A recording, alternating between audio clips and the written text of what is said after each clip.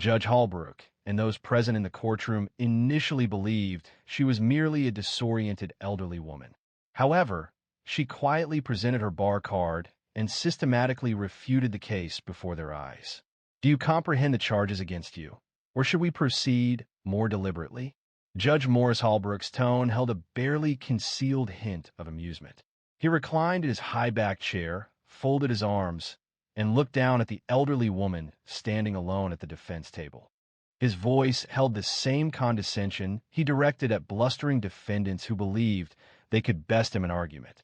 However, this wasn't a volatile young person with loose trousers and a defiant manner.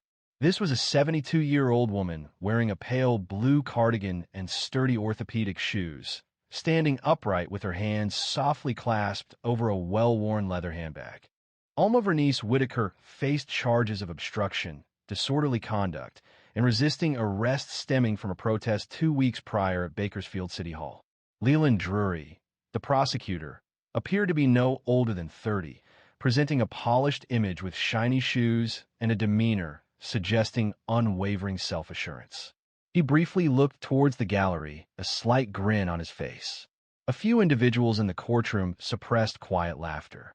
The bailiff emitted a chuckle. A flicker moved across the stenographer's lips. Alma remained silent. Judge Holbrook struck the file before him. The document stated that he had pushed an officer and incited the crowd to defy orders to leave. Such bold claims from a person of his stature. A fresh ripple of laughter spread through the room.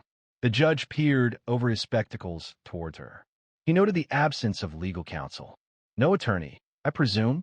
She then spoke, her voice calm and measured. No, Your Honor, Alma replied, a statement that visibly startled Leland. His head angled as if he hadn't understood. Madam, are you aware this is a criminal proceeding? You are facing genuine charges. Alma did not react. I am fully aware. Would you like to see my bar card? A moment of silence followed. Then some laughter arose, people assuming she meant something else. However, Alma slowly reached into her handbag and produced a laminated card, somewhat yellowed around the edges. She positioned it carefully on the table and pushed it across. Holbrook peered, then leaned in. It displayed State Bar of California. Attorney Alma V. Whitaker, bar number 129804, was admitted on June 17, 1983. The room fell silent. She looked up and adjusted her reading glasses. I received my law degree from Howard in 1982, passed the bar the following summer, spent 12 years as a public defender in Detroit, and another 8 years working civil rights cases here in California, she stated. No one moved. I retired in 2003, she added, but I have kept my license active just in case. Judge Holbrook shifted in his seat. Drury cleared his throat, but said nothing. Alma addressed the judge directly. Before this courtroom determines my fate, I need to clarify some information. I was not organizing a protest. I was attempting to de-escalate it. There is a distinction, and I plan to demonstrate it. Point by point, her tone remained consistent. She did not increase her volume, but each word appeared deliberate and considered. The bailiff looked towards the judge. Holbrook examined her bar card once more, flipping it over, seeming to anticipate it might disintegrate. Alma remained motionless, as if she had held that posture countless times, and she had. Leland Drury then spoke, his voice slightly strained. Your Honor, we cannot confirm this without official. It's authentic, and I have additional documentation in this bag if needed, Alma stated, interrupting. Drury stopped speaking. Judge Holbrook paused, then concluded very well. The court acknowledges the defendant is representing herself. He then paused. A subtle murmur, a sense of bewilderment, rippled through the gallery. But Alma Whitaker offered only a slight, almost unnoticeable acknowledgement to herself. Her purpose wasn't to provide amusement. It was to underscore that appearances could be deceiving. However, Judge Holbrook wasn't prepared for the revelation she was about to unveil. The courtroom still hadn't fully settled. Judge Holbrook now sat with a more upright posture, observing Alma Whitaker with a different kind of focus, one devoid of irony. Leland Drury, who previously appeared relaxed, now seemed uncertain whether he's entered a genuine trial or a trap. His jaw was tight, but his eyes repeatedly looked at the judge as if anticipating support. Alma made adjustments to the microphone before her. I'd like to begin by addressing the prosecution's claims, beginning with the body cam footage. Or more specifically, the lack of it, Leland said. Your Honor, the official report indicates the footage from Officer Grunwald's body camera was deemed irrelevant because of a battery malfunction. This malfunction occurred precisely from the moment the officers arrived at the protest until I was placed in cuffs. She turned slightly toward the jury. It's a significant gap in the record, isn't it? She moved slowly, considering her words, much like lawyers sometimes do. However, this wasn't a performance, it was a genuine issue. According to the arrest report, 3 officers were involved, she stated. Only one officer's body camera footage was examined. The second one had malfunctioned, and the third officer's footage was, what did the report indicate? It wasn't uploaded due to an administrative error. She paused before the jury box and folded her hands. However, the report did include complete transcripts of what I purportedly said, without any accompanying audio. Judge Holbrook turned to Drury. Mr. Drury, is that an accurate representation? Drury cleared his throat. We presented the available materials, Your Honor. The lack of video recording does not invalidate the officer's testimony under oath. Alma didn't wait. Then we should discuss that testimony. Officer Grunewald stated I raised my fist, shouted push forward, and resisted arrest by locking my arms with another protester. I have provided 6 witness statements contradicting this. Each witness was present. They all confirm I positioned myself between the crowd and the police and requested people to move backward. Drury retrieved a folder from her bag and placed it on the table. She also stated a request had been submitted for a subpoena of Officer Grunewald's prior complaints, noting there were 3 related to misconduct during public gatherings, all of which had been dismissed quietly. A ripple of reaction passed through the gallery. Drury raised an objection. She questioned the relevance, asking if the complaints had resulted in a conviction. Alma turned, her voice firm, asserting that a pattern of behavior matters, particularly when it's the same behavior repeated. The judge raised a hand to quiet the room. Please focus, Ms. Whitaker. She nodded once, then presented a second document. I also want to discuss the photograph the prosecution introduced as evidence. Exhibit C, the image depicting me mid-step, encircled by police officers. She displayed the printout. The prosecution asserted this indicated I was advancing towards the officers, seemingly ready to oppose arrest. However, if you examine it closely, she provided a magnified copy to the clerk. You'll observe my palms are raised, open, directed outwards. This is a widely recognized gesture of de-escalation. She looked at the jury again. One doesn't approach armed police with raised hands unless attempting to avert a greater harm. The room was silent. There was no laughter now. Even the gallery had leaned forward. Drury attempted to regain control. Despite those gestures, the defendant disregarded a legal instruction to leave. Alma turned to him slowly. What legal instruction, Mr. Drury? The arrest record details an order issued by Officer Grunwald at 6:32 p.m. A time-stamped photo demonstrated that I was already in restraints by 6:28. She paused, allowing that information to register. This suggested the order was either issued belatedly or wasn't given at all. Judge Holbrook moved, appearing noticeably uneasy. Leland remained silent. Alma inhaled deeply. Therefore, considering the absence of audio recordings, the conflicting timeline, the missing video, and the testimony that disputes witness accounts, what remains to support prosecution? She did not appear self-satisfied. She expressed no sense of triumph. She seemed weary. Weary, as if she's faced this scenario countless times and understood the process intimately. Alma then introduced a surprising element, video evidence that fundamentally altered the case. She placed a small USB drive across the table, explaining that it contained footage recorded by a college student, Victor Ramirez. He had been filming from the second floor of the parking garage, overlooking City Hall. I've already submitted it to the clerk for review, Judge Holbrook observed. What does this video depict? Alma responded directly. The clerk placed the drive into the court screen system. A grainy yet stable video appeared on the monitor. It showed the protest happening below. People were shouting and holding signs, while police officers created a barricade. Then, Alma became visible, her small figure moving through the crowd. She was not shouting. She did not raise her fists. She did not link arms or chant. She was waving her hands down in a motion recognizable to anyone who had previously broken up a fight. "Back up!" Her voice rang out, surprisingly loud and clear for a woman her age. "Don't push, stay calm." The video captured the entire incident. She positioned herself between two officers and a group of teenagers holding cardboard signs. She faced the crowd, not the police. Her hands were raised, again palms outward. Shortly after, one officer lunged.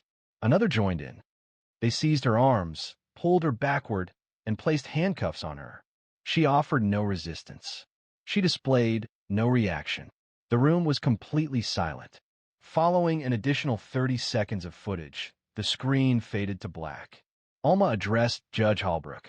"The officer's report stated that I charged the barrier, urging others to defy. However, in that video, I was the sole individual attempting to prevent the situation from worsening. That video was not presented by the prosecution, despite Officer Grunewald's knowledge of its existence." According to information, Victor provided a copy to the department the day following the protest. He received no response. Holbrook glanced at the bench, his jaw tense. Mr. Drury was asked, "Did your office receive this footage?" Leland Drury's face appeared pale. He stated, "I was not informed, Your Honor." Alma did not look at him.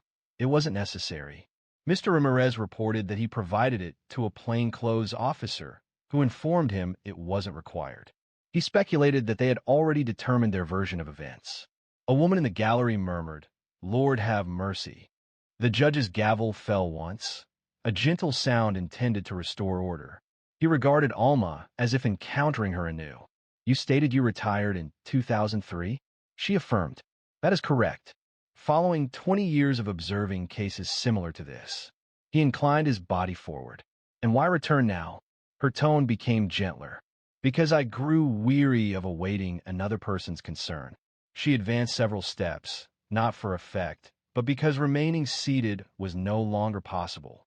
"I had hoped that if I simply adhered to the guidelines, remained quiet in retirement, read the paper, and offered occasional assistance, perhaps the world would resolve itself. However, the reality is that Mr. Drury's actions aren't unprecedented.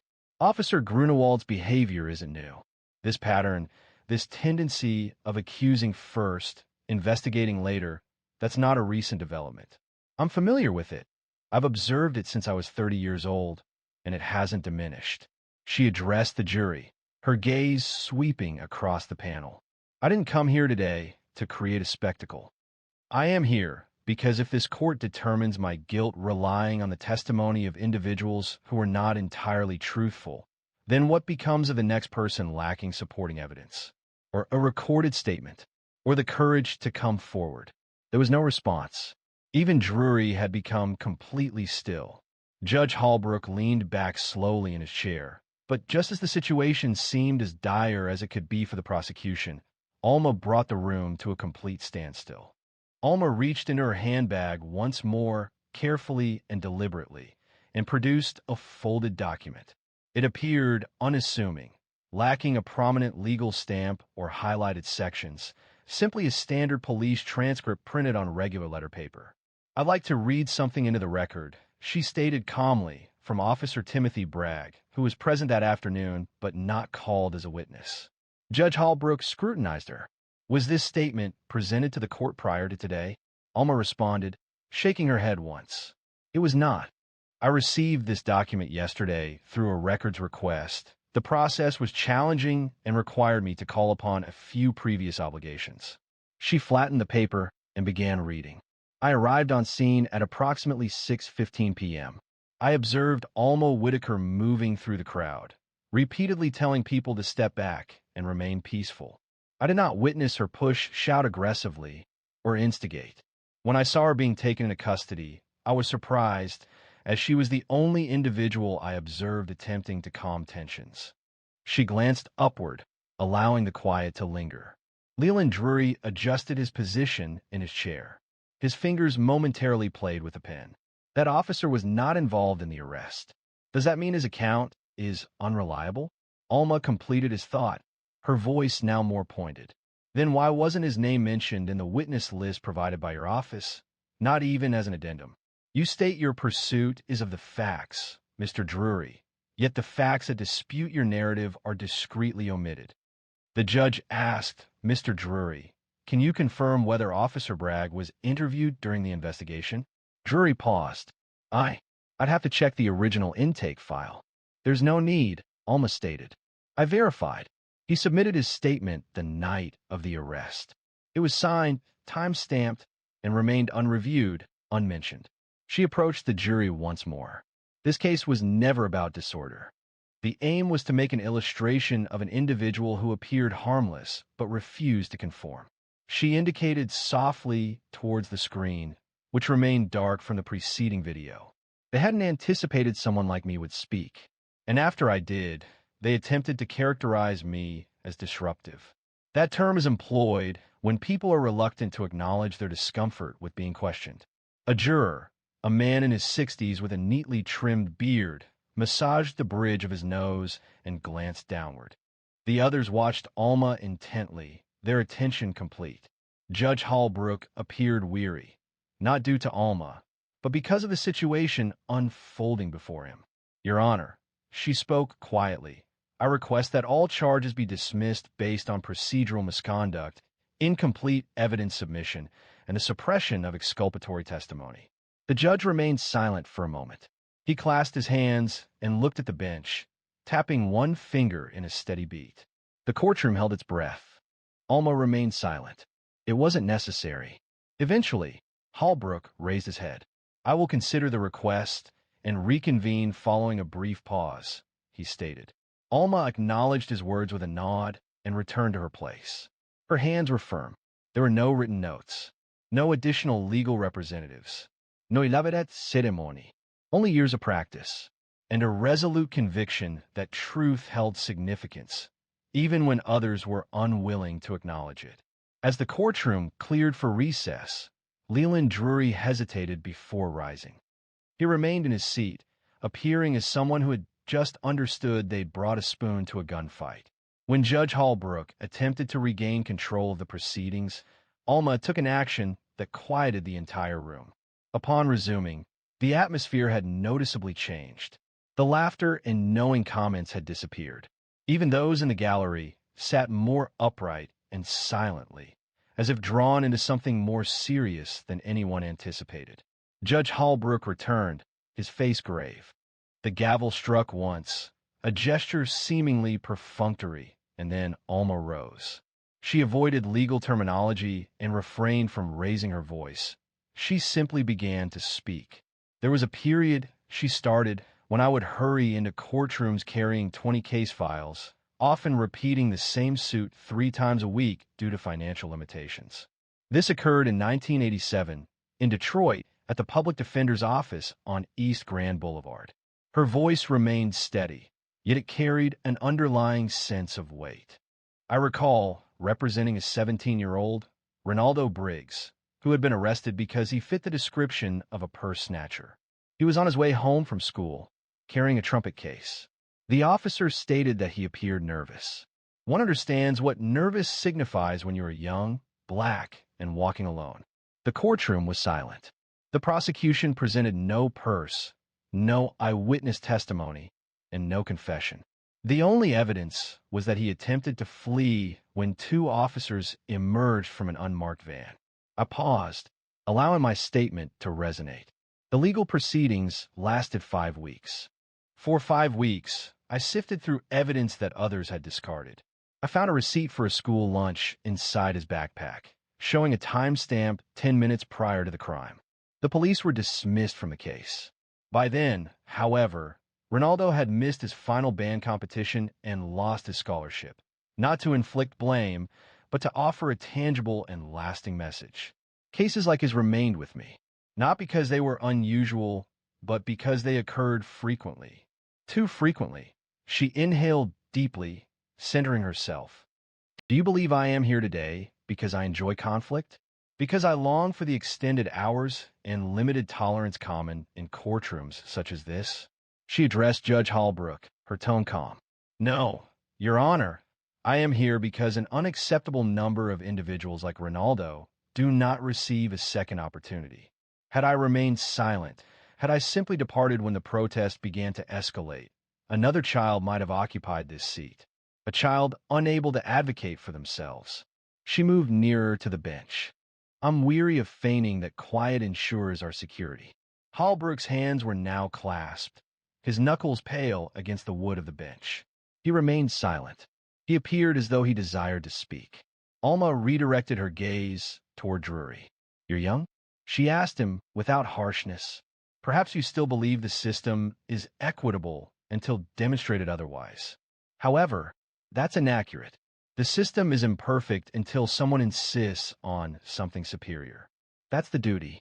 If you are unwilling to accept that responsibility, then this is not the appropriate venue, Drury said, his face reddening. He remained silent, unable to answer.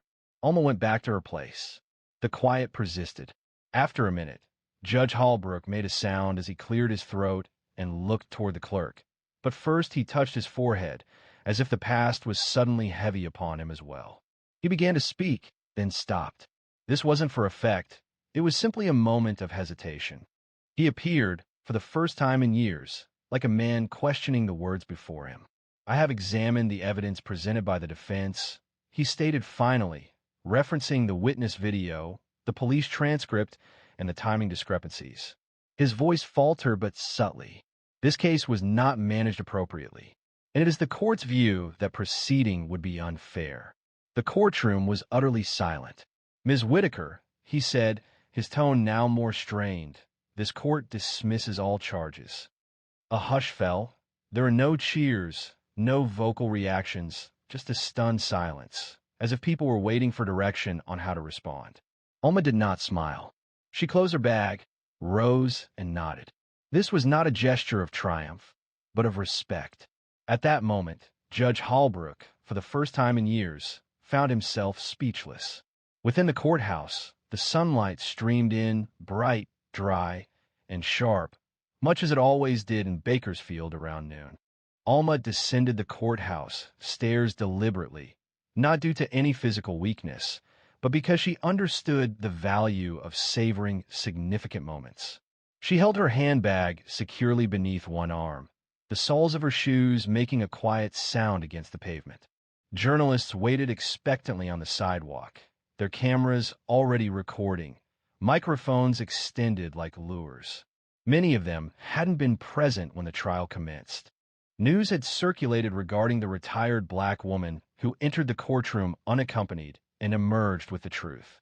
Ms. Whitaker, are you considering legal action against the city? Did you anticipate the case's dismissal? Do you identify as an activist? She remained silent, not to evade attention, but because she had already spoken her piece, and that courtroom had been her sole intended audience. A small group of people waited for her at the foot of the steps. They weren't journalists. They were younger, late teens, perhaps early 20s, wearing hoodies, carrying backpacks, and sporting worn sneakers. Alma recognized one of them as Victor Ramirez, the student who had filmed the video. He kept his phone lowered, no longer recording, simply observing her. A young woman moved forward.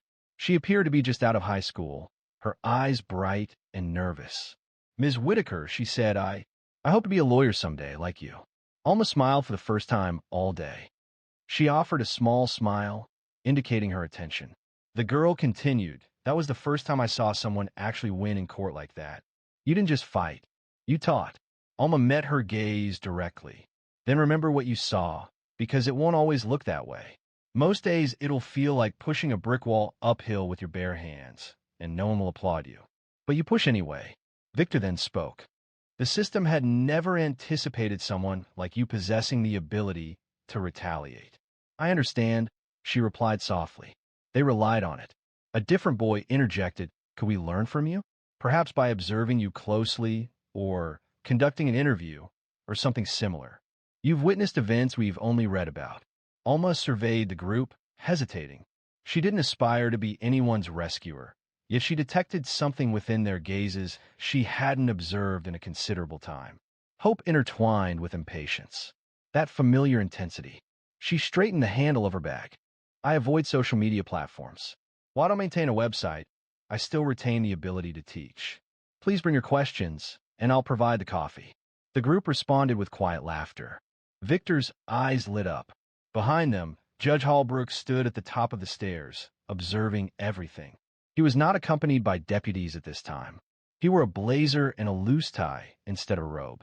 For a brief moment, he seemed poised to speak, but then he remained silent. He observed Alma disappear around the corner with the children, her form gradually diminishing in the late afternoon sunlight. Returning inside, Leland Drury remained at his desk, his case file spread out but unexamined. His demeanor had altered. The usual self-satisfaction was absent. The characteristic severity softened. He looked at Alma's bar card resting on the bench, momentarily overlooked. Then, he reached for it, not to challenge it, but to review it. That name, that date, that accumulation of experience. The courtroom stood deserted now, yet something had changed within him. Perhaps not enough to alter everything immediately, but potentially enough to make him reconsider in the future. For the first time, he had witnessed the distinction between winning a case and truly comprehending justice. However, what Alma subsequently conveyed to those kids provided them with something beyond legal counsel. It offered them a foundation for hope. The diner on Union Avenue was nearly empty when Alma sat down with the kids that evening. She selected the booth by the window, the very one she'd occupied years ago when she used to meet with apprehensive clients who lacked confidence in courtrooms. The light from the setting sun illuminated the worn leather seats and transformed the Formica table a warm, golden hue. Victor requested coffee, despite not typically consuming it. The young woman, identified as Kenya, asked for iced tea and retrieved a notebook, already filled with notes. The remaining individuals positioned themselves closer, as if witnessing a solemn event. Alma didn't begin a lecture. She stirred her cup deliberately, then remarked, "You know the first thing they teach you in law school?" Victor blinked. "The Constitution?" She smiled faintly. "No, they teach you how to read a case file without getting emotional, how to separate the fact from the feelings, how to argue without letting it get under your skin." Kenya leaned forward. "Is that a good thing?" "It's necessary," Alma said, "but dangerous, too. The tendency to overlook the individuals behind the data can be insidious. It's easy to lose sight of the human element." She paused, setting her spoon down and meeting their gazes. "Remember the people." A quiet stillness settled over the group, not awkward but contemplative. One of the boys, previously silent, then voiced a question. "But how does one continue when there's no audience?" Alma released a slow breath, feeling the gravity of that inquiry. "You persist because occasionally someone is paying attention. They will only grasp the truth if it's spoken aloud, even when your voice trembles, even when the atmosphere chills." Kenya jotted notes rapidly in her notebook, but Alma countered, "Don't record this. Experience it. Make errors. Botch it, but maintain your integrity." Victor reclined in the booth. "Do you ever question it?" Remaining engaged for this duration, Alma hesitated. Her fingers followed the edge of her cup. "The loss of each client who deserved to be released weighed on me. Witnessing officers fabricate stories without hesitation caused me regret. And observing juries prioritize ease over honesty often made me question the value of my efforts." She paused, gazing out the window, but then I recalled the individuals who were ultimately freed, those whose voices were amplified, those who contacted me 5 years later simply to express gratitude. That is what truly holds significance. Victor nodded thoughtfully. Alma concluded her coffee and rose. The check had already been taken care of. Kenya had discreetly placed the bills beneath the sugar jar. Standing outside on the sidewalk, the children paused, seeming reluctant for the evening to conclude. Alma addressed them. "Do you want to change the system?" They affirmed. "Then don't merely study it. Challenge it. Pose more insightful questions. Confront the absence of discussion. Engage your intellect. Utilize your mobility. Employ your writing. And when someone advises you to wait your turn, inquire as to their reasoning for believing it's not your turn already. Kenya wiped her eyes. The others remained silent, observing her intently. Then Alma spoke a final statement. I'm not a hero. I'm just someone who refused to be quiet. Following this, she proceeded towards the bus stop without turning back. Some stories transcend sensational news. They serve as reminders. That authority isn't consistently found in ceremonial garments or official positions, nor does it originate from the most vocal individual. Occasionally, it originates from a woman wearing a cardigan, managing the system as if she's performed this task previously. Because she has. When people inquire about the appearance of justice, they should recall her name, Alma Vernice Whitaker. If this story resonated with you, please share it with someone who would benefit from hearing it. And if you agree that wisdom isn't dictated by attire, please subscribe to hear more authentic stories that help us understand ourselves. She was simply known as the janitor. They ridiculed her for reading while she worked. Then they were stunned when she delivered the valedictorian speech at graduation, revealing everything. At Larchmont Hills Academy, everyone recognized Olivia Cranston and Camille Strathmore. It was understood. They were the daughters of families who traveled by private plane and ate at restaurants where the menus didn't list prices. Their presence in a room prompted people to either rise or avert their gaze, a reaction born of habit, fear, or envy. They weren't malicious, not precisely, but they understood early on that kindness wasn't essential. Politeness was a choice. Deference? It was reserved for individuals who could provide something in return. And for someone like Janice Albury, the reserved black woman with gentle eyes and rough hands, there was no advantage to be found. Janice had been employed at the school for nearly 2 years.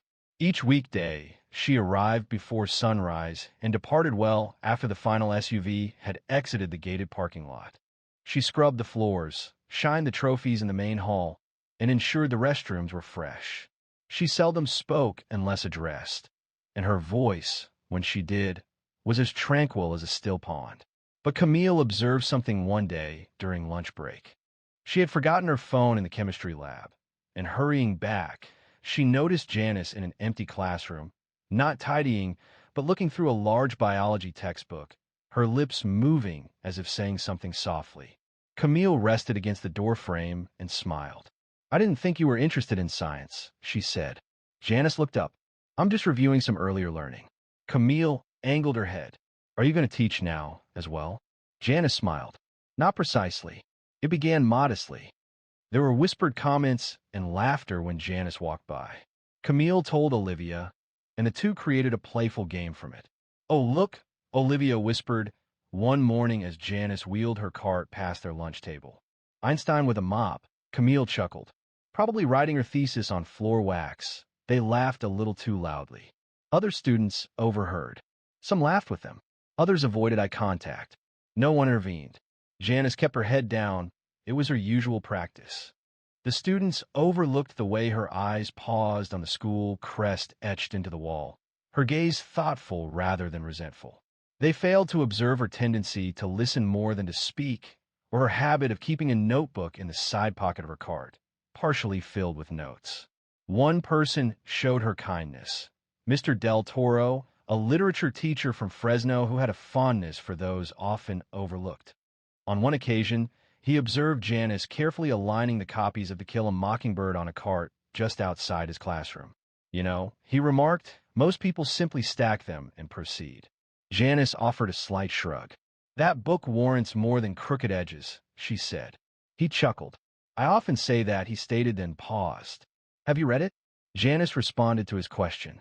Twice. Initially in high school, and subsequently when I was mature enough to grasp its true significance.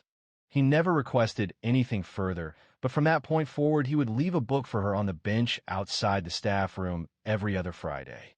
No message, no inquiries. Nevertheless, the girls persisted. One afternoon, Olivia waited until Janice passed by, then whispered, I bet she sleeps in the janitor's closet. probably dreams in Clorox. It wasn't simply impolite, it was unkind. But Janice continued walking, and that disturbed Olivia more than anything. She anticipated embarrassment or anger, or at the very least a reaction. Janice's silence, however, felt inescapable. This made her a figure to be reckoned with. The lights at Northwood High typically dimmed around 8 p.m. Most evenings, though a few always remained lit, sufficient to create long shadows across the marble corridors. It was during these hours that Janice seemed to transform. As the classrooms fell silent and the usual teenage bustle subsided, she would move her cart into the supply closet, change into a clean shirt, and bring her notebook to room 114. Room 114 was no longer designated for a specific class. It had a flickering light and one desk leg shorter than the others. Most teachers steered clear of it. However, Janice had adopted it.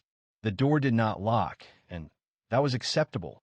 She didn't require privacy. She simply needed space.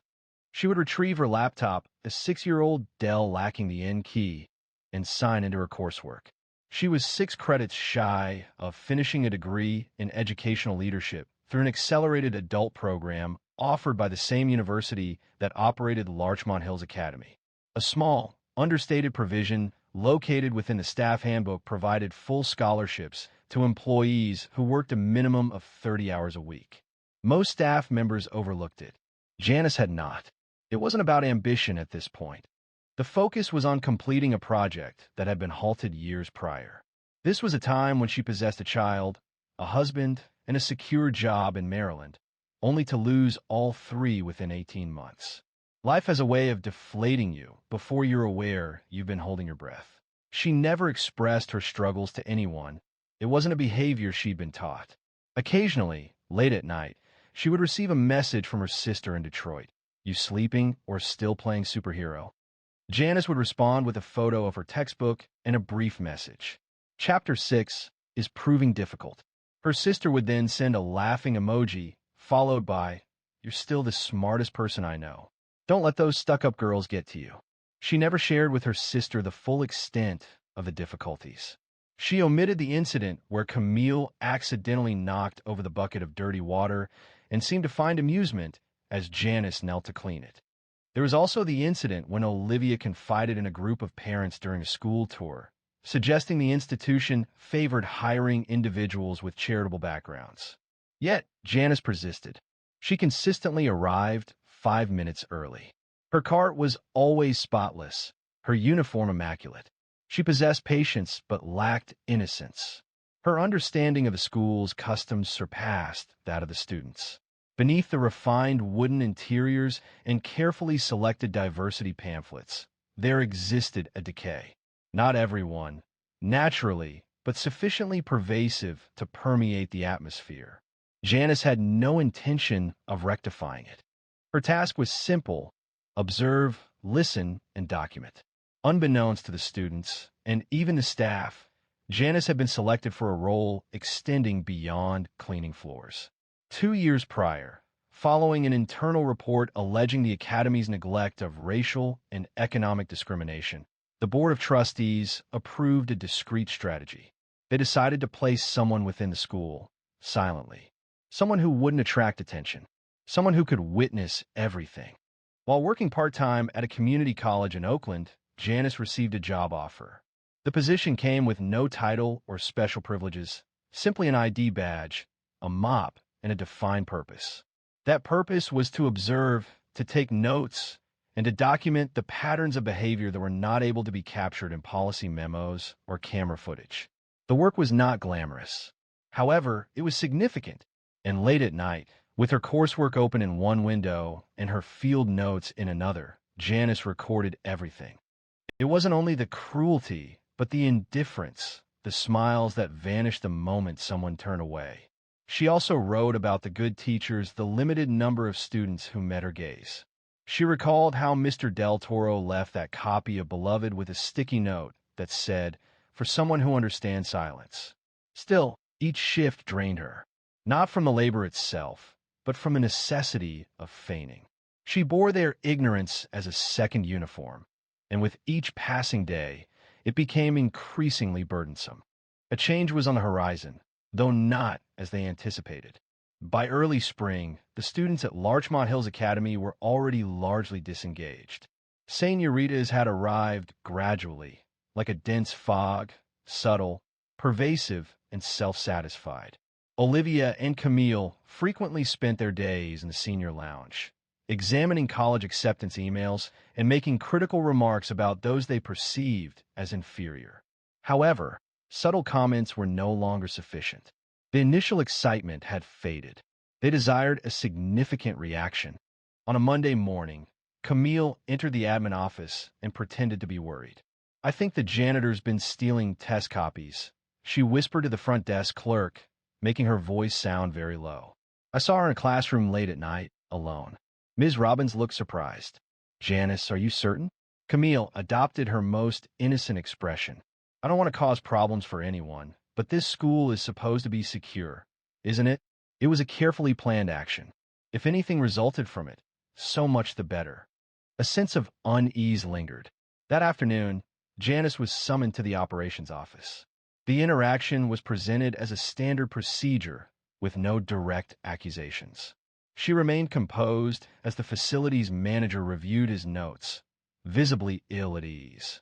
"We simply wanted to inquire if you've been present in unoccupied classrooms during your shift," he stated. "I clean all classrooms assigned to me." Janice responded directly. "Yes, but do you remain longer? For any purpose?" He maintained eye contact. "I complete my assigned tasks. Occasionally, I require a brief respite, as do most people." He acknowledged this with a nod and made a note. "Very well, that concludes the discussion." Janice rose. "Should any questions arise regarding my work, I would welcome a straightforward discussion." The gentleman's cheeks flushed slightly. "There are no concerns. Simply, you understand procedure." It was a flimsy fabrication, and both were aware of it. Outside the office, Janice located Camille resting against the wall, feigning interest in her phone. The smile offered was not amicable. "Everything satisfactory, Miss Albury?" Her tone was saccharine. Janice remained unmoved. It was more effective than one might expect. Camille's face faltered briefly, then quickly returned to its characteristic sneer. However, this was no longer a trivial matter. Camille and Olivia had matured observing individuals evade consequences. This fostered their confidence and impulsiveness. 2 days elapsed before Olivia planned a further incident. She let a silver necklace fall near the janitor's closet and then dramatically announced its disappearance from her locker during lunch. A small crowd assembled. She raised her wrist in a theatrical gesture. "I'm certain I had it in there earlier today," she declared. "I suppose it could be lost permanently," Camille observed. Their friends chuckled, some visibly anxious. "Perhaps check the mop bucket," they joked.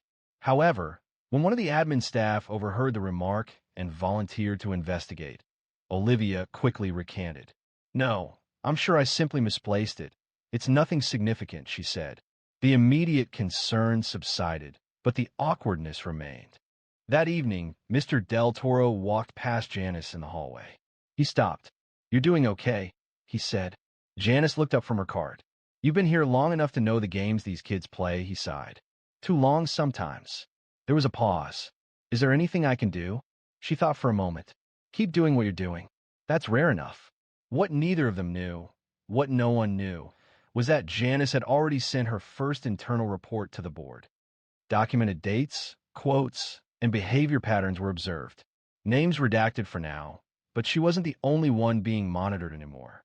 An independent firm had initiated discrete audits. These audits included interviews and surveys presented as student engagement questionnaires. Camille and Olivia believed they had complete control over the school, but attention was shifting. Rumors began to change their focus. Despite this, the girls continued their actions. Cruelty had developed into a pattern, and patterns are difficult to change when they have never faced repercussions. Then, one Friday, Janice heard something that stopped her. In the lounge, behind a cracked door, Camille was speaking to a boy from the tennis team. "You know that janitor, Janice?" she said.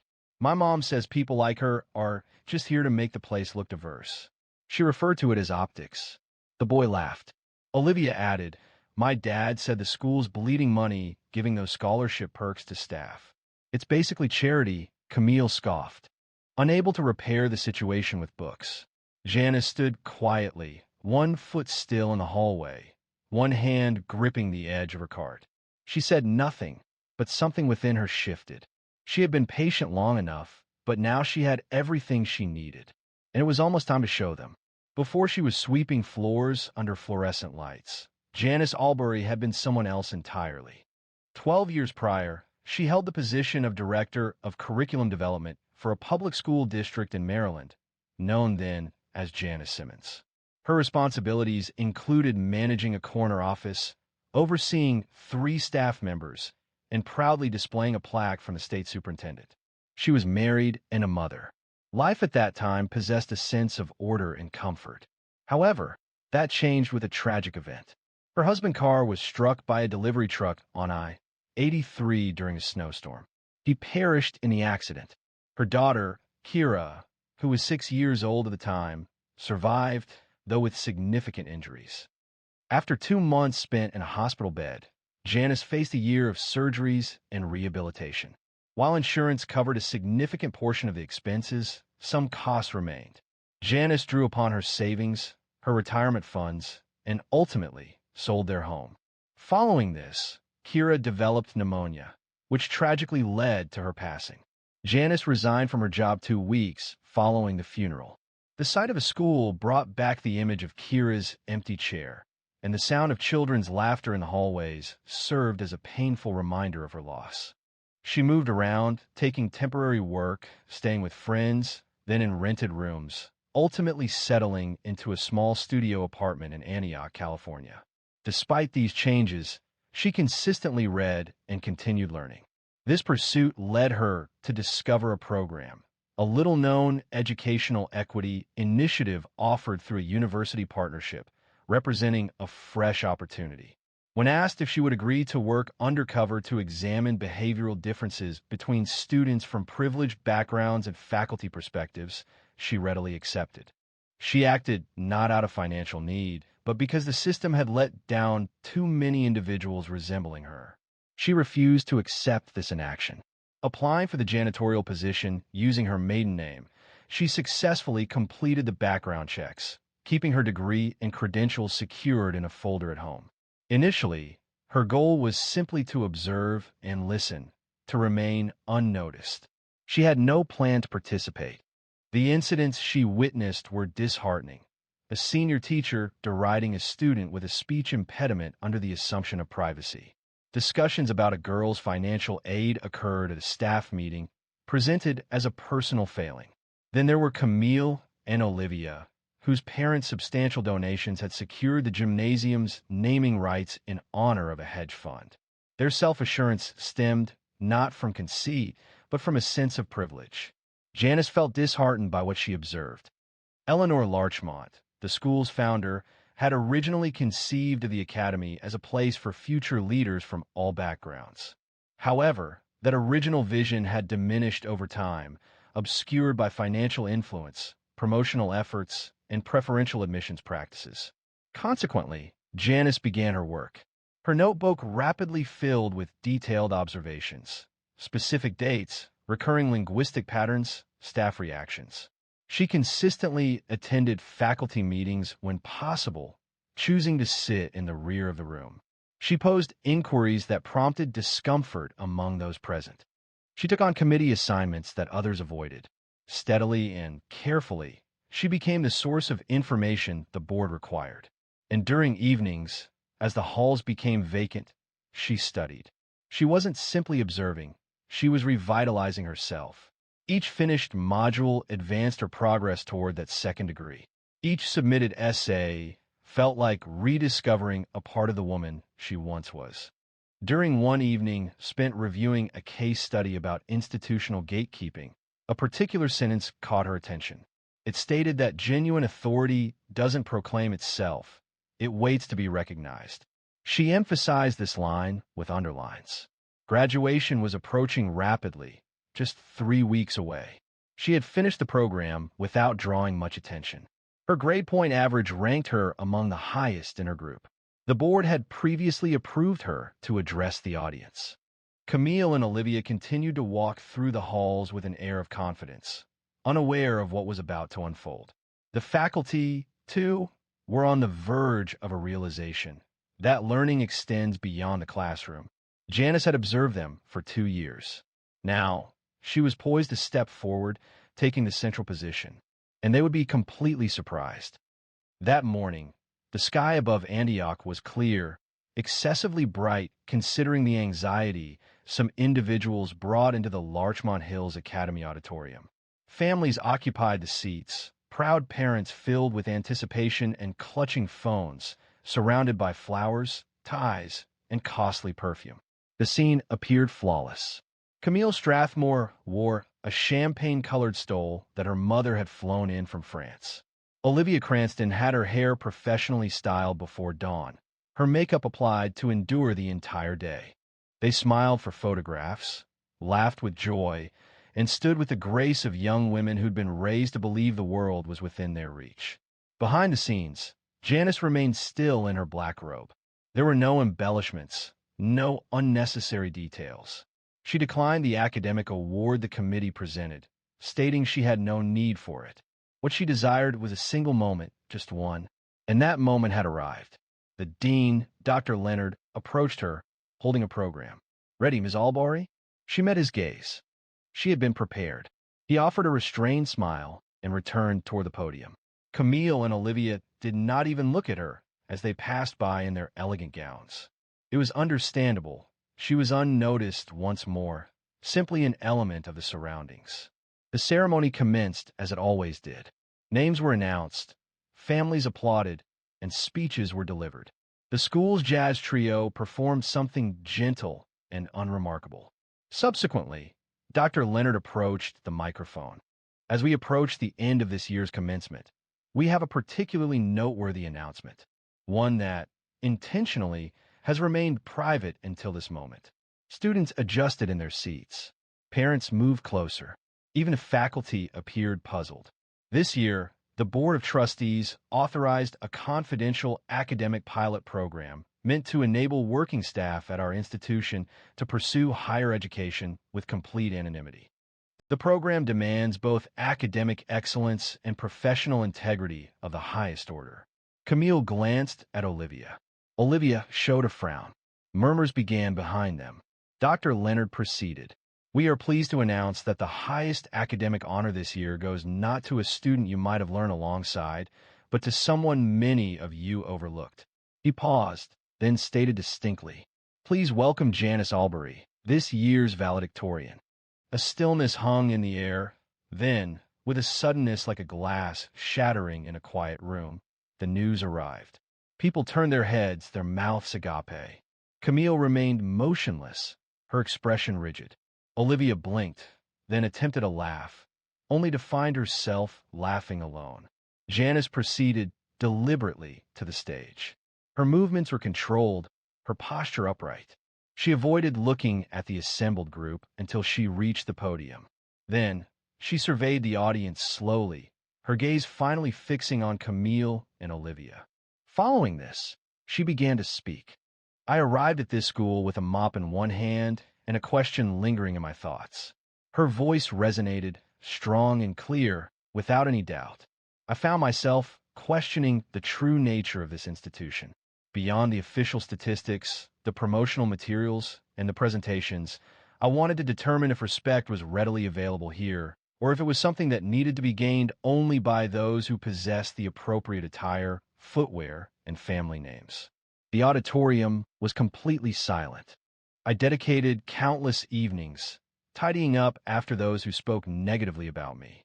And when they observed me reading a book or attending a classroom session after hours, they mocked. She paused. However, my focus extended beyond mere reading. I was observing, studying, not solely to earn a degree, but to uncover solutions. She turned slightly toward the faculty, and now I possessed them. Students surveyed the room, adjusting in their places. Olivia's expression remained inscrutable. Camille clutched her program firmly, her knuckles white. Janice lifted her chin. I stand here today not just as your valedictorian, but as a reflection of the very things that Elmwood High claims to stand for: growth, opportunity, and truth. But she hadn't revealed everything yet, and what she said next would change the room forever. You could hear a cough from 3 rows back. A chair creaked. A phone buzzed quietly against someone's hip, but no one moved to check it. A hush fell over the room as people leaned in, anticipating Janice's next words. She proceeded deliberately, taking a drink of water, briefly reviewing her notes, and neatly folding them. Then, she raised her gaze. I'm sure some of you are wondering how I came to be here. She began, gesturing to her robe and the podium. A few members of the front row, largely faculty, nodded in agreement, seemingly unaware they had done so. My presence here wasn't solely for the purpose of earning a degree, she added. 2 years ago, the university board contacted me following concerns raised, discreetly, privately, regarding the increasing atmosphere of class division and privilege within Ashworth Academy. They requested I consider a position, but not as a faculty member, not as a consultant, as a janitor. At this, the room shifted. Janice allowed the silence to linger. My purpose was to observe. Away from executive suites and scheduled gatherings, I observed. In the corridors, the athletic facilities, the classrooms buzzing with after-hours conversations where students felt safe to speak openly, believing they were unobserved. I was attentive. A woman among the parents visibly expressed discomfort. Over a period, I noted seemingly minor incidents. Yet, these minor incidents accumulated. I saw how some students treated those they perceived as outsiders. I noticed how the lack of intervention from adults permitted that behavior to escalate, and how some of you, who should have been more informed, chose to ignore it. She looked toward the staff. Some of you were aware, and you remained silent. The words struck with force. Camille's mouth felt parched. Olivia had ceased breathing through her nose. She remained motionless, as if blinking would make her vanish. The most troubling aspect, Janice continued, is that the behavior was not concealed. It was open, commonplace, accepted, and frequently it was encouraged, amid smiles, with focus, and with widespread recognition. She paused, taking a moment. I'm not here to criticize you. I'm here to offer a reminder. Her tone became gentler. You cannot determine someone's worth based on their clothing or their profession. You cannot assess dignity through financial status or lineage. She lowered her gaze briefly, then raised her head with renewed focus. I once had a daughter. Her name was Kira. She would have been your age now. A stillness fell over the audience, similar to a chilling breeze. She passed away before she had the opportunity to wear a cap and gown. I'm not sharing this to elicit sympathy. I am sharing it because I see her in all of you. I see who she could have become.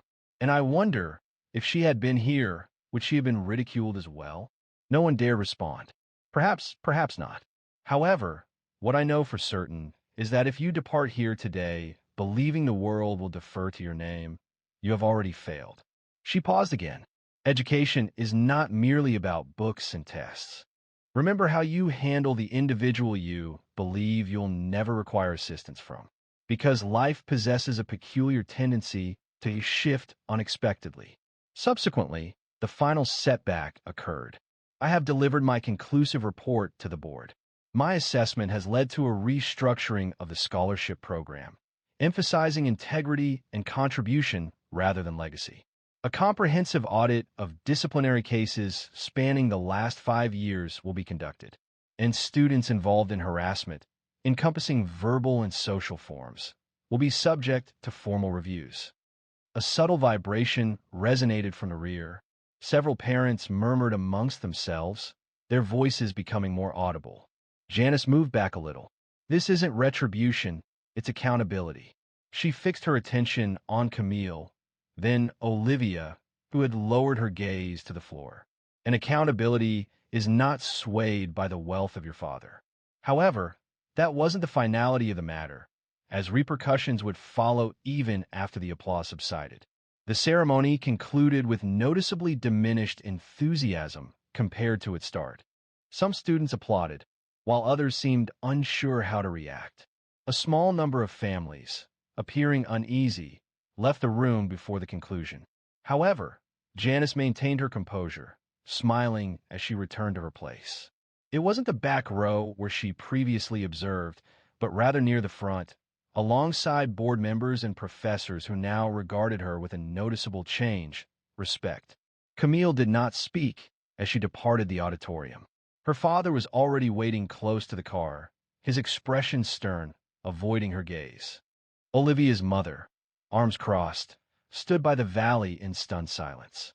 There were no congratulations, no flowers, just silence. Inside, a small crowd had gathered around Janice. Teachers who had previously offered only a polite greeting were now shaking her hand. Mr. Del Toro remained at a respectful distance, waiting for an opportune moment. "You didn't simply speak," he stated when they eventually talked. "You transformed the entire atmosphere." Janice looked at him and smiled softly. The air had needed changing. Upon the lawn, several of the younger students expressed their awe. A girl wearing a red dress confided to her friend, "I wasn't aware she attended school," to which her friend responded, "I didn't know she could articulate herself so eloquently." A sense of belated recognition began to spread, an acknowledgement of what had been missed, what had been consciously disregarded. That evening, Janice was in her apartment, with a plastic container of leftover chicken salad and the commencement program placed on the table next to her. Her phone buzzed. It was an email from the board's director. The subject line read, "Thank you." The message stated, "Your final report is being reviewed. Policy meetings begin next week. Your courage will shape the future of this school." She set the phone down and exhaled. It wasn't relief, it wasn't pride, but a quiet, grounded sense of purpose. The kind that didn't require applause or accolades. Meanwhile, news about the graduation speech spread quickly. A video shared online by a teacher's assistant was already spreading among parents and alumni. The title was straightforward: Janitor or Genius, Larchmont's Graduation Shocker. Regarding Camille and Olivia, Camille was required to attend a disciplinary review. Her parents were obligated to participate. A scheduled summer internship at her father's firm was discreetly canceled. It was rumored that she would be asked to fulfill community service hours before receiving her diploma. Olivia's parents initially resisted, indicating they would pursue legal action and requesting apologies. However, upon the school sharing portions of Janice's records, containing witness statements and documented incidents, they ceased their objections.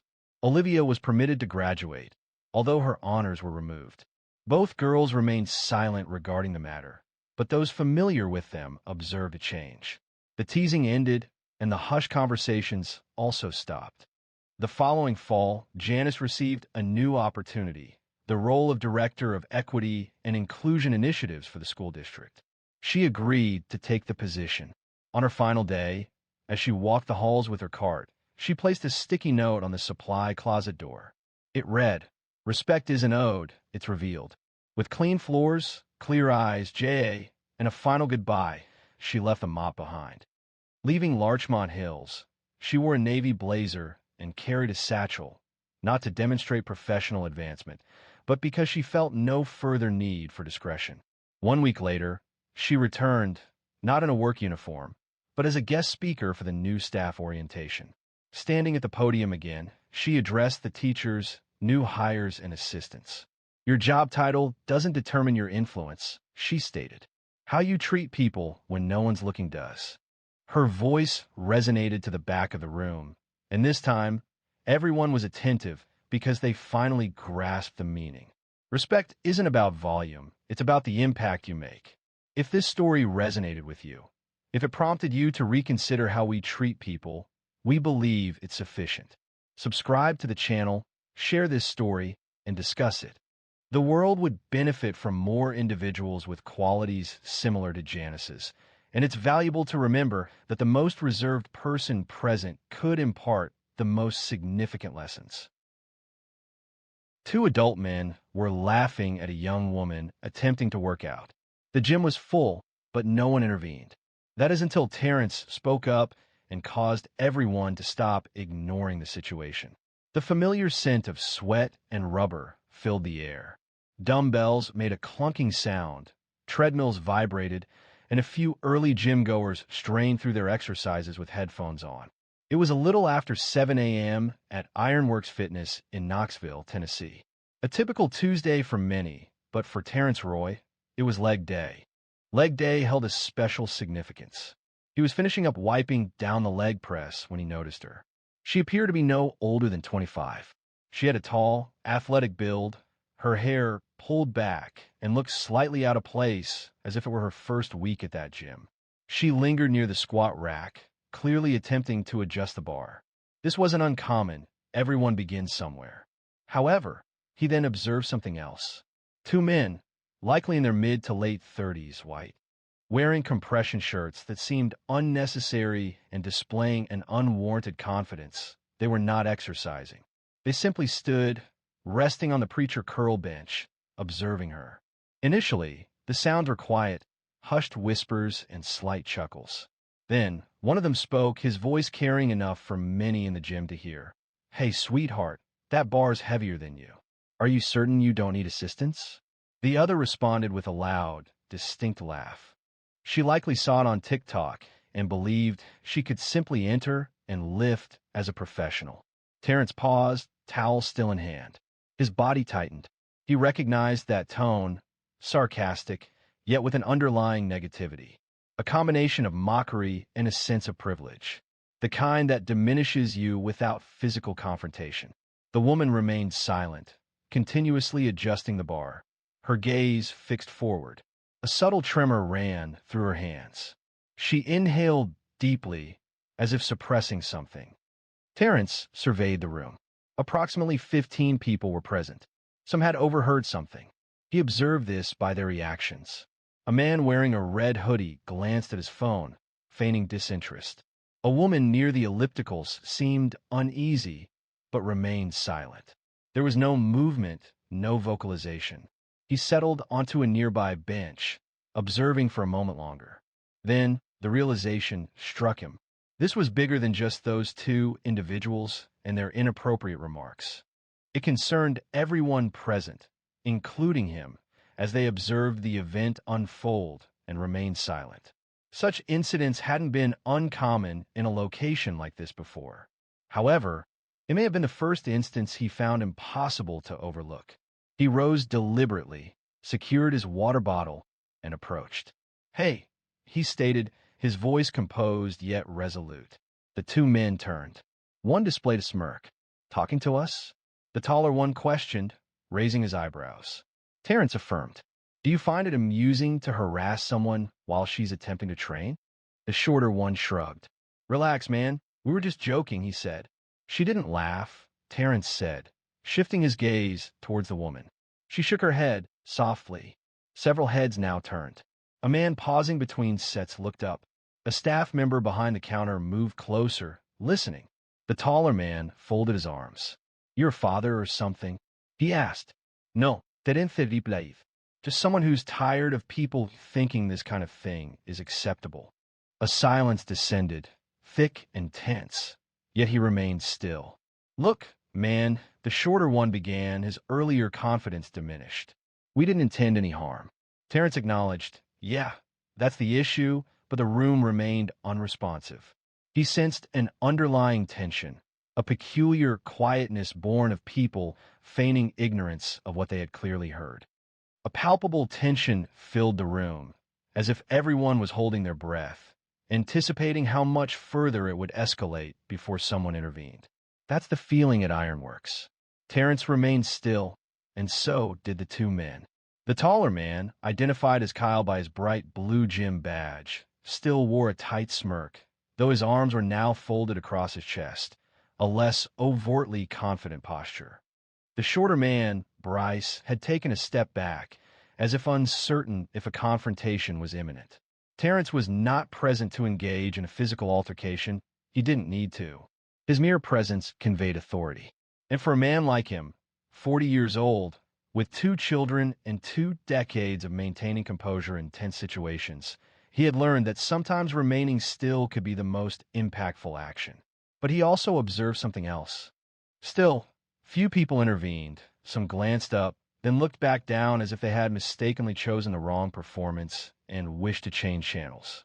Others appeared uneasy, seemingly hoping he would cease and move on, and it stung him.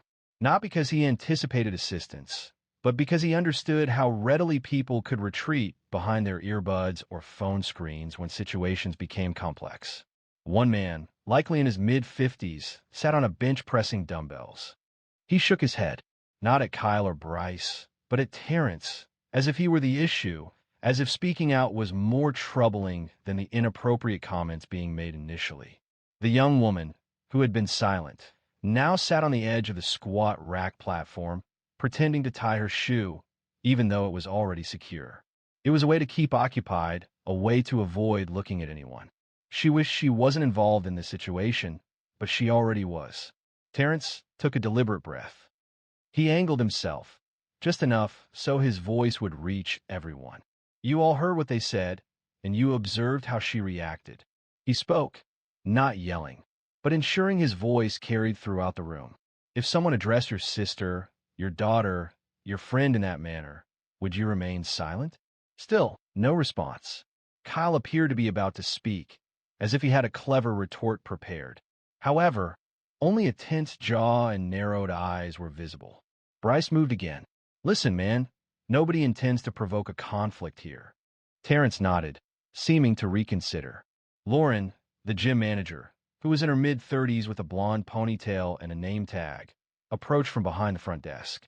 She moved deliberately, appearing somewhat apprehensive. It seemed she anticipated complaints and was carefully assessing the situation. Is everything okay here? She inquired, her gaze shifting between the men. Terrence responded, just clearing something up. Kyle interjected, this dude thinks he can tell us what to say to people now. Lauren observed him, then the woman who remained near the barbell. She understood, perhaps not immediately, but sufficiently. Well, she stated cautiously, we don't permit harassment here. If anyone feels disrespected, that is something we must address seriously. Bryce laughed dismissively. Harassment? He remarked. We said one thing, he added. Terrence interjected. That was enough. A silence followed. Then, Lauren slowly turned toward the young woman. Are you all right? She inquired. The woman rose, silent but composed. She stated she was only here to exercise. Lauren affirmed, understood. You are welcome here. Please inform us if you encounter any further issues. And that concluded the interaction. The atmosphere didn't ease with a significant event. There was no altercation, no theatrical display, no commendation. However, a change occurred. Bryce and Kyle shared a glance. Subsequently, without further conversation, they departed toward the locker room, speaking quietly to themselves. No one intervened. It wasn't necessary. Terrence turned and made eye contact with the woman. She offered him a slight nod, a gesture of thanks without speaking. More impactful than the interaction itself was the stillness, the expressions, and the way others seemed to shrink in that instant. He repeatedly considered what the outcome would have been if he hadn't been present. However, the day continued, and the narrative began to spread beyond the gym. Terrence was in the process of filling his water bottle at the fountain when he detected a voice coming from behind him. A sense of triumph seemed to fill him. He didn't turn around immediately. He recognized the voice. It was Kyle, that familiar mocking tone, now without a crowd, sounding less assertive, more intimate. Terrence quietly replaced the cap on his bottle before turning to face him. Kyle stood alone, his arms hanging loosely, the sharpness in his features softened, replaced by what appeared to be wounded pride. Perhaps embarrassment, maybe simply the annoyance of not having the final say. I'm not here to be a hero, Terrence stated. I came here to exercise, just like everyone else. Kyle moved nearer. You reacted excessively over a minor incident. She hadn't expressed any concerns. You intervened as if she required assistance. Terrence subtly supported himself against the wall, maintaining his composure. She didn't need rescuing, but she shouldn't have been ridiculed either. You deliberately made her feel uneasy. Kyle made a dismissive sound. So now you're the guardian of feelings. Terrence inclined his head. It was simply a grown man weary of witnessing individuals feigning acceptance of public displays of erratic behavior. Kyle's jaw tightened. You don't know me, and you don't know her, Terrence responded.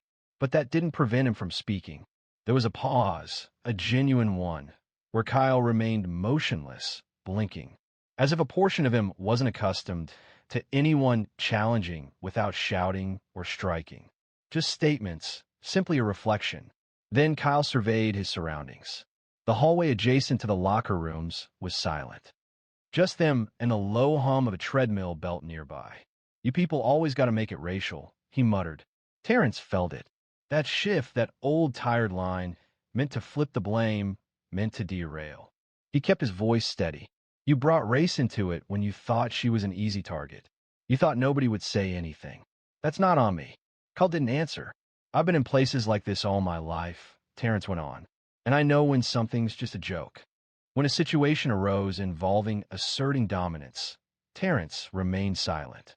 Then Kyle exhaled sharply and mumbled, whatever, man.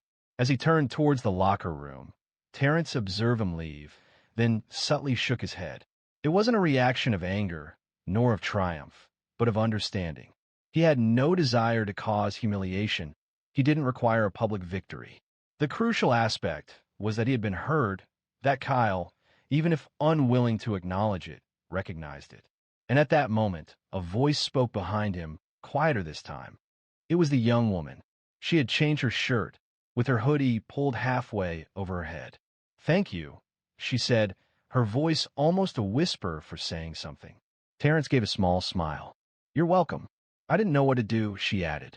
I just froze. That's okay, he said. You don't owe anyone a reaction. That's the thing nobody tells you. Sometimes just making it through moments like that is enough. She nodded. I'm Janelle, she said to Terrence. They shook hands. Do you come here often? She inquired, with a slight amusement at how predictable it seemed. 3 times a week, he stated, in the morning before work. She responded with a smile. It appears I will begin arriving early as well. Then, she proceeded towards the exit. There were no tears, no dramatic display of emotion. Simply a moment of quiet understanding between 2 individuals who now had a shared experience. However, as that phase concluded, another development had already begun to unfold beyond the gym's confines. By the time Terrence arrived home that evening, the children were already partially through dinner. Sonia, his wife, balanced a laptop on her knee while guiding their youngest through spelling homework, as was typical for a weekday. It reminded him that everyday life continues regardless of significant events that occurred earlier. However, the burden persisted as he entered. He attempted to shed it at the gym, to release it while driving. But such experiences don't always remain where they originate. They travel with you, subtly. How was the gym? Sonia inquired while serving mashed potatoes for their son, Caleb. Terrence paused. It was peculiar, actually, that prompted her to look up, her eyebrows raised. He recounted everything to her. He presented only the facts, without embellishment or exaggeration. What Kyle and Bryce had said, how no one intervened initially, and how he ultimately did. He described Janelle's reaction, the discomfort, and the ensuing silence. Sonia listened intently, chewing deliberately and maintaining eye contact. Upon his completion, she leaned back and released a breath through her nose. It's the typical situation, she remarked, not dismissively, but with a weary tone, a recognizable tiredness. I understand, Terrence responded. However, something about today felt different. Do you mean the fact that you were the sole person to comment? She inquired. Yes, that, and he hesitated. I observed how many people listened and remained silent. Because that's often the way things unfold, she stated, rising to rinse a plate. People avoid involvement. They desire to prevent uncomfortable moments. They're apprehensive about speaking up and becoming entangled. Some believe it's not their concern. He nodded slowly. It shouldn't be typical, he thought. It shouldn't, she replied in agreement. However, it was later that night, after the children were asleep and the house was still, when Terrence checked his phone. Alerts appeared from a local Facebook group he followed, Knoxville Fit Life Community. A post detailed the event, Saw something crazy at Ironworks today. A man stood up for a woman being teased by two guys at the squat rack. There was no violence, just a direct challenge, which is commendable. The post already had over 100 comments. Some users expressed praise for the individual. Others inquired about the situation. A few responded with predictable reactions. The complete details are unknown. It seems people are easily offended these days. Humor is no longer tolerated. Terrence did not participate in the discussion. He simply observed it unfold. A short clip was even posted, a shaky, 3-second phone video showing him standing in front of Kyle and Bryce, his back to the camera. A still image depicts a man steadfastly remaining in place. He felt uncomfortable being the focus of attention, not due to shame, but because it diverted focus from the core message. The intention was for the discussion to highlight how easily inappropriate actions can go unnoticed if no one speaks up. The following morning at the gym, the atmosphere had shifted. Janelle was present again. This time, she offered him a fist bump, her face displaying a friendly smile as if they had been gym companions for years. People observed without negativity. Several individuals nodded in his direction, a gesture of understanding rather than attention-seeking. Lauren, the gym manager, approached him discreetly once he concluded a set. "Hey," she began, "thank you again for yesterday." He turned to face her.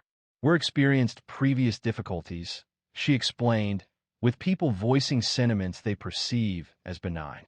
"This time, discussions are occurring about it. Perhaps it will bring about a change. Maybe," he responded. Just as he reached for his towel, a man from the back, appearing to be in his mid-60s, with a wiry build and gray in his beard, approached. "I was here yesterday," he stated. Terrence raised an eyebrow. "Yes," the man confirmed. He paused, then added, "I didn't say anything then. Should have. I have 2 granddaughters. I often think if that were one of them, I want someone like you close by." Terrence remained silent for a moment. Then the man offered a half smile and said, "Appreciate that. My name's Roland. If you ever need a place to stay, I'm around." Terrence hadn't anticipated who would enter next, and the words he would speak. Terrence hadn't expected anyone in particular when the gym doors opened late that Friday afternoon. But there he was, Bryce. No caile, no savagir, no smirk. Just a man walking in with headphones around his neck and something in his eyes that hadn't been there previously. Terrence noticed him the moment he entered. He was uncertain whether Bryce would disregard him, attempt a confrontation, or act as if the previous day hadn't occurred. However, Bryce did not feign indifference. Instead, he approached Terrence directly after he completed his warm-up set on the lat pull-down machine. "Hey," he said, his voice softer than it had been previously. "Do you have a minute?" Terrence hesitated before responding. He maintained his grip on the machine's handle, carefully observing Bryce's expression for any indication of mockery. He detected none. "All right," Terrence finally said. Bryce shifted his weight, restless. "I spoke with Kyle," he started. "He believes you intentionally embarrassed us. He's still upset, but—" Terrence remained silent. "I have 2 sons," Bryce continued, aged 10 and 8. "They were at the park recently. I observe an older boy teasing them. Nothing serious, just provoking them. And I understood. I felt paralyzed. I didn't know how to react. I simply watched." He hesitated. "I recalled my silence during that incident with the girl. We were certainly behaving poorly, and Terrence observed it." "Now what?" "You were right," Bryce stated, his gaze unwavering. "I don't want to be that person, not for my children and not for my own sake." Terrence shifted back a little. "It's not about being correct. It's about recognizing when to cease being the individual you'd avoid encountering," Bryce affirmed. They stood in silence for a moment. Just 2 men in gym clothes, under fluorescent lights, speaking as if the conversation held significance. "I'm not going to apologize for Kyle," Bryce stated. "He's got his own things to sort out. But I do apologize for my words, for my behavior." Terrence extended his hand. "I accept that," they said, shaking hands firmly, briefly, genuinely. Later that evening, Terrence sat on the porch with his daughter, Elise, who just turned 14 and had recently taken an interest in running. She inquired about what occurred at the gym. She remembered hearing her mom briefly mention something earlier. He paused, then recounted the events. He presented the information directly, without minimizing its impact. He described the conversation, the quiet moments, the disagreement, and the subsequent apology. He observed her reaction as he spoke, noting the shifts in her expression with each detail. "So you simply spoke with them?" She questioned, lifting her eyebrows. "Yes," he replied. "I didn't raise my voice. I didn't create a disturbance. I simply asked them why they believed that type of conduct was acceptable. Did that have an effect? It didn't produce immediate changes, but perhaps it prompted reflection. That's frequently how shifts begin." Elise glanced at her sneakers, fiddling with the laces. "I'm not sure I would have the courage to say something like that," she whispered. Terrence smiled. "The interesting aspect is you don't feel courageous when you do it. You simply feel that someone needs to." She looked up at him, her eyes gentle, yet containing something else now. "Perhaps pride." "I will try," she said softly. "You don't need to do anything special," he responded. "Just pay attention. When something doesn't feel right, don't ignore it. Speak up if you can, or be there for someone who can't." They sat in silence for a while afterward. There was no need to fill the space, just the kind of silence that felt substantial instead of vacant. But Monday was approaching, and someone unexpected still had something to say before this story would feel complete. Monday morning began as any other. Terrence parked his usual spot, swiped his gym card at the front desk, and proceeded to the free weights. He anticipated a routine start to the week, nothing out of the ordinary. Then he noticed him. Roland, the older man who had spoken to him a few days prior, was positioned by the dumbbell rack, stretching his shoulders as if preparing for an extensive set. However, today he wasn't in workout clothes. He wore jeans, boots, and a dark jacket zipped up halfway. He wasn't here to train. He was waiting. "Got a minute?" Roland inquired, glancing up as Terrence neared. Terrence affirmed, and they walked towards the small lounge area near the vending machines. The gym was still, and few noticed them. Roland clasped his hands together, appearing hesitant. "I've been considering what occurred," he finally stated. "What you did, what you said." Terrence remained silent. Roland added, "I'm 66. I've witnessed a great deal in my years. I spent my childhood in Ohio during the 60s. My father owned a tire shop. We weren't wealthy, but we managed. I recall the time the schools integrated. I remember the underlying stress. However, we never discussed it at home." He paused. "And because of that lack of discussion, I felt unprepared when difficult situations arose. I would witness events, both at work and around town, and would tell myself, well, that's not my concern, believing silence equated to neutrality. It became clear later that it was not the case." Terrence listened, remaining silent. Roland's voice lowered a little. "The day you spoke to those men, I was present. I was 2 benches away. I heard everything." Terrence nodded slowly, "And I assumed you noticed. I felt compelled to intervene. I truly did, but I couldn't speak. I remained motionless." He reacted with a shake of his head, "And I'm still regretting it." Terrence moved closer. "You are here now. That has value." Roland exhaled. "I have grandchildren, 2 girls and 1 boy. The girls are of mixed heritage.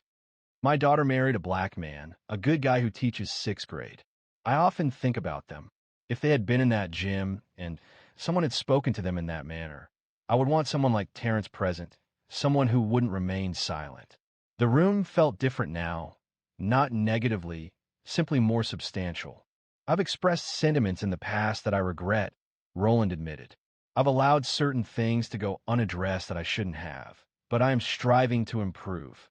That's why I came today, to offer my gratitude, and to assure you that I will speak up in the future." No more hesitation. Terrence finally smiled. That meant more than you probably realize. They shook hands again. This one felt different. Not a gesture of thanks, but a recognition of a new understanding. "I might even start working out again," Roland added with a chuckle. Terrence grinned. "Start with light weights. Don't go breaking something." They both laughed, and the tension in the air finally eased.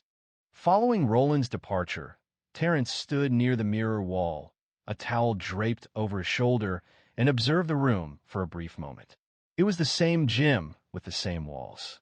Yet it felt altered, not due to any sudden improvement in everyone's abilities, nor because of the eradication of racism, but because of a subtle change. One person spoke, another listened, a third reconsidered their perspective. It wasn't a complete transformation, but it represented a difference. And sometimes, a small difference is enough to initiate progress. Even with everything, the true understanding didn't come until Terrence saw what his daughter posted later that night. It was approximately 9:30 when Terrence finally sat down on the edge of his bed. Shoes kicked off, lights dimmed, the soft hum of the hallway fan in the background. Sonia was reading, legs curled under the blanket, her glasses sliding down her nose. He grabbed his phone to check a few messages before bed, and that's when he saw a new post from Elise. He clicked. It was a selfie. An ordinary picture, her hair pulled back, no filter, wearing her school hoodie. But it was the caption that stopped him. My dad stood up for a stranger this week. He didn't yell, he didn't throw hands, he just spoke up. And that was enough to make people think, including me. I used to believe keeping quiet made you neutral, but I was wrong. Silence has side. I hope I'm brave like him when it matters. Terrence stared at the screen, not because he was surprised by the message, but because it was so confident and direct. It had come from his teenage daughter, the one who used to feel anxious requesting ketchup from a server, the one who once cried when she had to recite a poem in front of her class. And now she was sharing words like that publicly. He glanced at Sonia and gave her the phone. She read it quietly, then smiled without looking up. You seem to notice she's observing your actions, don't you? Terrence sighed. I'm mostly just attempting to make it through the week. She responded, setting the phone down on the nightstand. You're managing better than that. He reclined, gazing at the ceiling, allowing the feeling to linger. Everything that transpired in the last few days, Kyle, Bryce, Janelle, Roland, Elise, all began with a single choice. Not a significant one, not a sensational one. Simply a decision to speak instead of remaining silent. That was all. That recollection remained with him profoundly. People often assume that taking a stand requires fearlessness, but that isn't the reality. Frequently, one experiences fear and doubt. There's a reluctance to create awkwardness. Yet, remaining silent has consequences for others. He recalled Janelle's expression when she described feeling paralyzed. He remembered Roland's nervous habit of rubbing his hands together as he confessed his uncertainty about what to do. He recalled Bryce struggling to express regret without appearing vulnerable. And he mused, this is the beginning.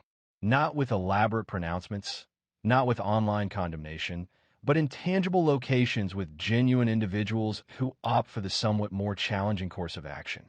The subsequent morning, Terrence paused in his vehicle within the gym parking lot prior to entering, not to prepare himself, simply to contemplate.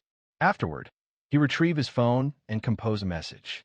It wasn't intended for widespread dissemination. The goal wasn't validation, it was simply sharing a truth. Significant impact doesn't require a grand gesture. It involves acknowledging injustice and speaking out, regardless of fear or isolation. That's where progress begins. He published the message and exited the vehicle. It was another Monday, another workout, but with a feeling of lightness he hadn't experienced previously. Many people have experienced moments similar to those described. If you've hesitated in the past, remember you have future opportunities. The important consideration is, in those future instances, how will you respond? Speak out, even when it causes discomfort, even if the matter seems minor. Because remaining silent may preserve your ease, but it won't safeguard another's dignity. And someone close to you may be awaiting a voice such as yours. Should this story have struck a chord, please share it and leave a comment.